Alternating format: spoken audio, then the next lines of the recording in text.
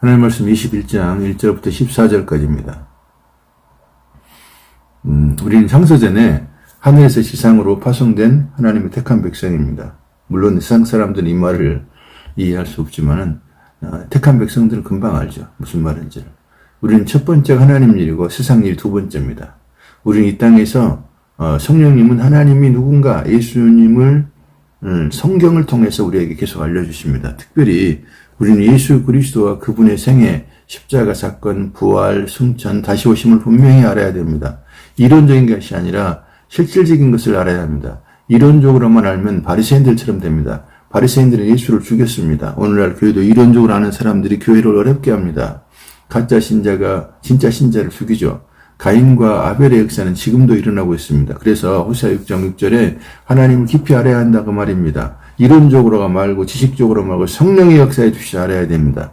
요한복음 6장 63절에 내가 너에게 이른 말이 영이요 생명이라 그럽니다. 여기서 말이 일단 레마예요. 헬라어가 레마입니다. 그러니까 로고스가 레마가 되지 않으면 그냥 바리새인 되는 거예요. 예수를 죽이는 거예요. 교회를 죽이는 거예요. 근데 로고스가 레마가 될 수 있는 비결은 뭐냐면 성령의 역사하셔야 한단 말입니다. 여기서 그 로고스는 문자적인 말씀이고 레마는 체험된 말씀이에요. 성령의 역사하시는 말씀이죠. 예수님은 요한복음 6장 63절에서 레마라는 단어를 쓰고 있어요. 우리는 로고스가 레마로 되려면 늘 성령께 도와달라고 기도해야 됩니다. 성령의 도우심 없이는 바리새인처럼 되고요. 오히려 예수를 반대하고 교회를 핍박하는 자가 되어버립니다. 우리는 성경을 읽고 성령께 로고스가 레마가 되게 해달라고 성령의 도우심을 요청해야 됩니다. 그리고 예수 그리스도와 십자가를 증거해야 됩니다. 복음을 증거하기 위해 우리를 하늘에서 이 땅에 보내신 겁니다. 우리는 우리의 생명이 끝나기까지 복음을 전하는 선교사로 살아야 합니다. 이것이 우리 존재의 이유입니다. 우리 모두는 다 선교사입니다. 스페니쉬를 하는 사람이든 영어를 하는 사람이든 한국말을 하는 사람이든 우리는 복음을 전하는 사명자들이 되어야 됩니다. 그것을 위해 우리가 태어났고 보내진 바 되었거든요. 1절, 2절에 예수님은 부활하셔서 세 번째로 제자들에게 나타났습니다. 첫 번째는 제자들에게 나타나셨는데 새로운 피조물로 만드는 것이에요. 창세기 사람을 창조할 때와 같은 형태로 예수님은 숨을 내쉬며 성령을 받으라고 말씀하십니다. 두 번째는 제자 도마를 통해서 신약의 믿음을 너희가 보고 믿는 것이 아니다는 것을 가르쳐 주십니다. 예수가 택한 백성들을 찾으셔서 믿음을 선물로 주십니다. 그 믿음을 받을 때 예수를 나의 주, 나의 하나님이라고 고백합니다. 세 번째 나타나서는 예수가 제자들을 파송하시는 내용입니다. 피터는 3절에 베드로는 나는 물고기 잡으러 간다 그랬습니다. 다른 제자들도 우리도 함께 가겠다고 했습니다. 모두 배를 타고 나갔으나 그날 밤에 물고기를 아무것도 잡지 못했습니다. 베드로는 결코 주를 배신하지 않고 주를 따르겠다고 말했습니다. 다른 제자들도 그렇게 말했습니다. 그러나 예수가 십자가에 못 박힐 때 예수를 배신하고 다 도망갔습니다. 이번에는 예수의 부활 후에 만남을 두 번이나 경험했습니다. 그런데 베드로는 또 고기를 잡으러 간다고 말했고 다른 제자들도 베드로를 따라가 버렸습니다. 그러나 물고기를 한 마리도 잡지 못했습니다. 베드로와 그들은 물고기 잡는 전문가들입니다. 그런데 한 마리를 못 잡은 거예요. 주님의 백성들은 성령의 도우심 없이는 결코 그들의 결심은 아무것도 아니라는 걸 알아야 합니다. 그리고 어떤 것도 얻을 수 없다는 것을 알아야 합니다. 또 얻었다 해도 다 한순간에 사라지는 것입니다. 4절에 새벽이 가까웠을 때 예수께서 바닷가에서 서서 계셨으나 제자들은 예수를 알아보지를 못합니다. 5절 예수께서 제자들에게 말했습니다. 얘들아 너에게 물고기가 있느냐? 대답하되 없나이다. 예수는 제자들에게 어린아이처럼 부릅니다. 어린아이는 부모를 절대 의존합니다. 부모의 말을 믿고 따르죠. 어린애들은.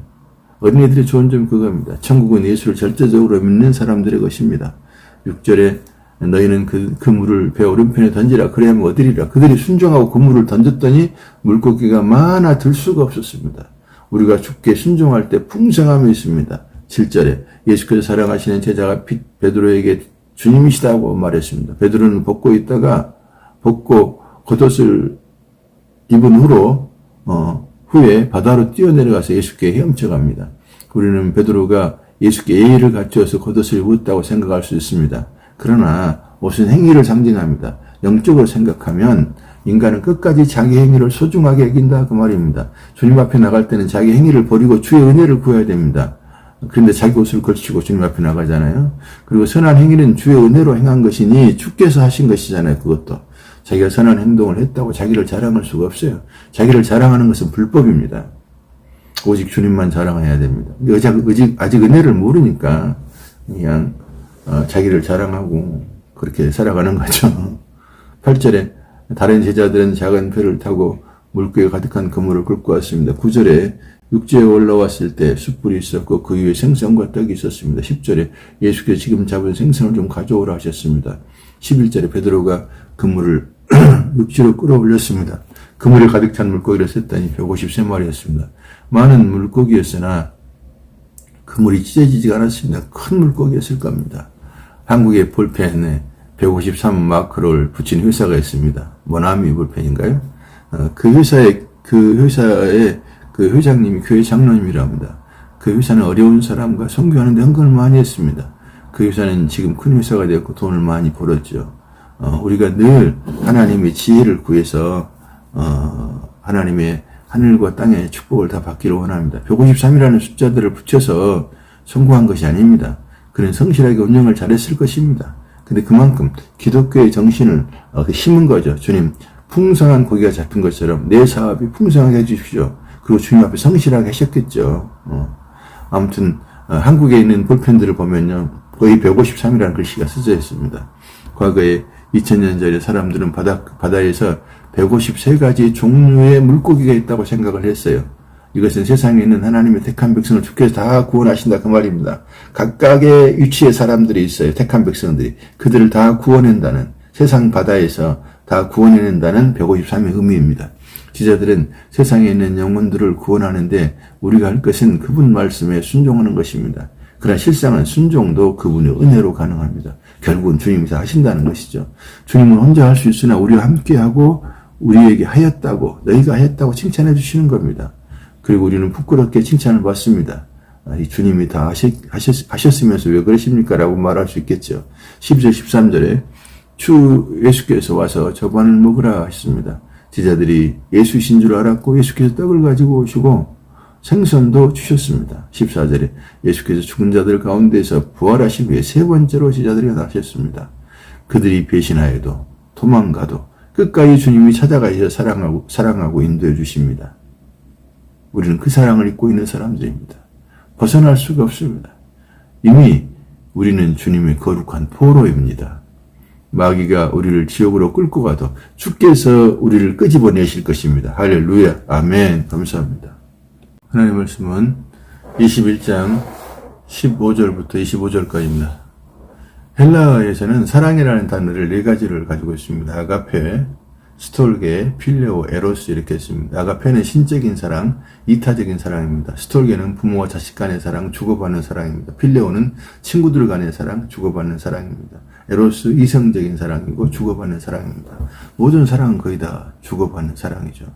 그러나 하나님의 사랑은 아가페오입니다. 신적인 사랑입니다. 이타적인 사랑입니다.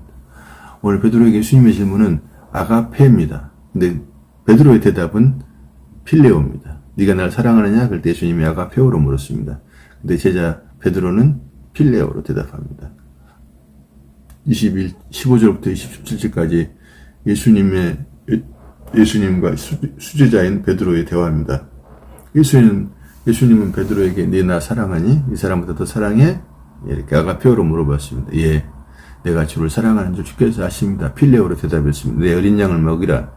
두 번째 질문을 하였습니다. 똑같은 질문과 같은 대답을 했습니다. 예수님 베드로에게 내 양을 돌보라 했습니다. 세 번째 똑같은 또 질문을 합니다. 베드로는 근심했습니다. 그리고 대답했습니다.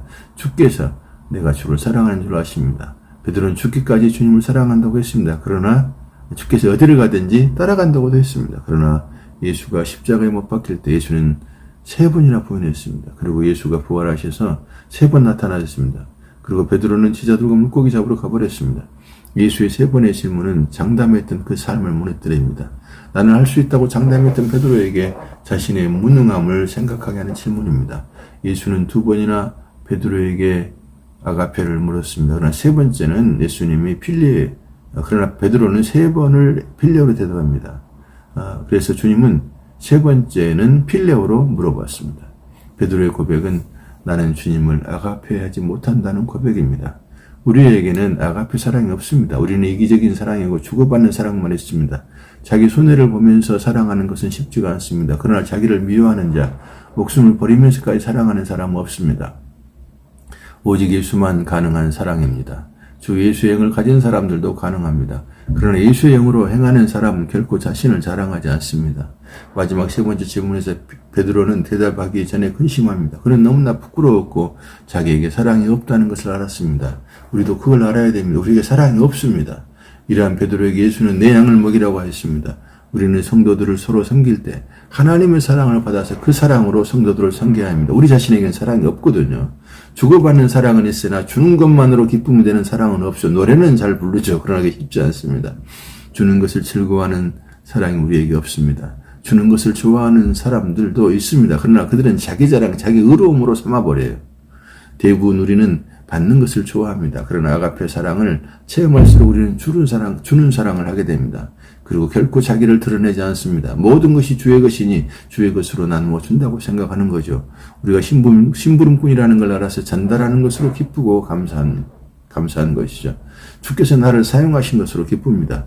제가 초등학교 다닐 때 선생님이 내게 심부름을 시키면 그것만으로 기쁘고 감사했던 기억이 납니다. 상대방이 감사하든 하지 않든 나는 상관없습니다. 그저 선생님 심부름 했다는 게 고마울 뿐이에요. 선생님의 칭찬에 감사할 뿐이죠. 우리의 신앙생활도 그러합니다.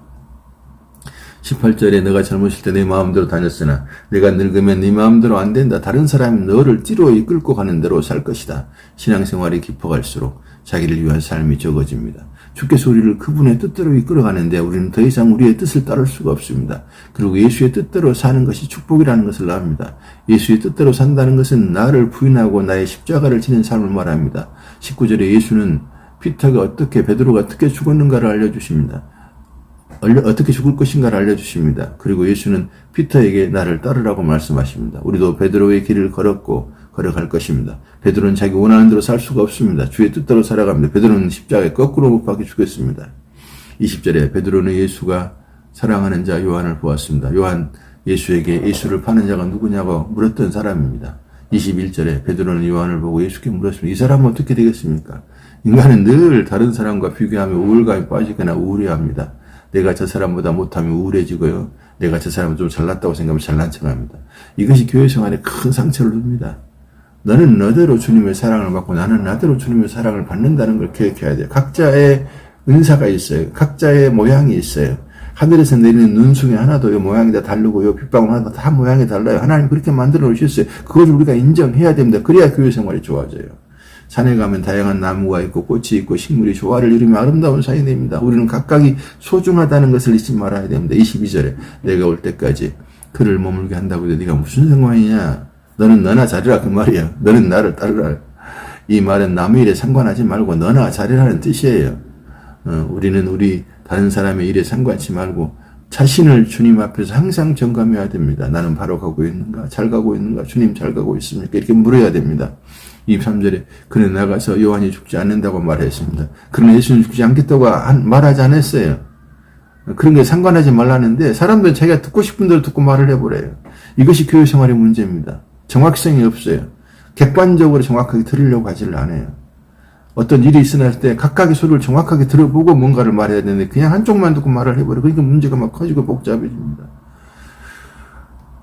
우리는 교회 생활할 때 형제들의 일들에 정확하지 않게 말을 하면 결국은 큰 문제가 일어납니다. 우리는 이런 습성들을 고쳐야 됩니다.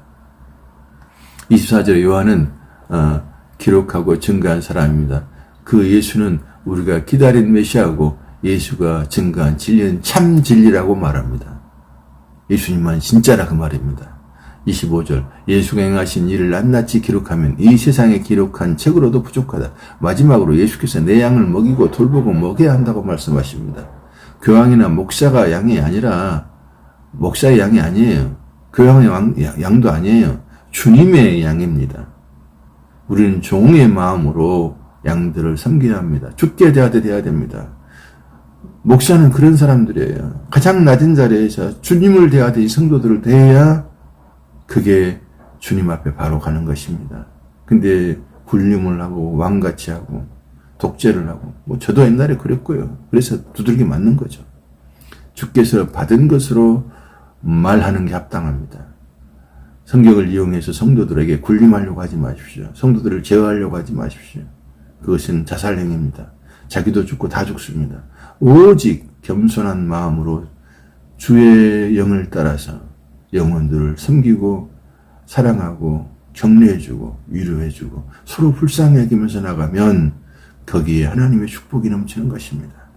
늘 성령의 도우심으로 주의 양들을 섬기는, 목사만이 양들을 섬기는 게 아니에요. 장로도 집사도 먼저 된 자들은 뒤에 온 자를 다 섬기는 거, 서로 섬기는 것이, 천국은 그런 것이에요. 서로 섬겨주는 것이 천국이고요. 서로 자기 걸 챙기는 것이 지옥입니다. 우리가 교회가 지옥이 되면 안 되겠습니다. 주께서 피 흘리신 그 몸된 교회를 정말 천국으로 만들 수 있는 저희 사역자들 되시길 주의 이름으로 축복합니다. 아멘. 감사합니다.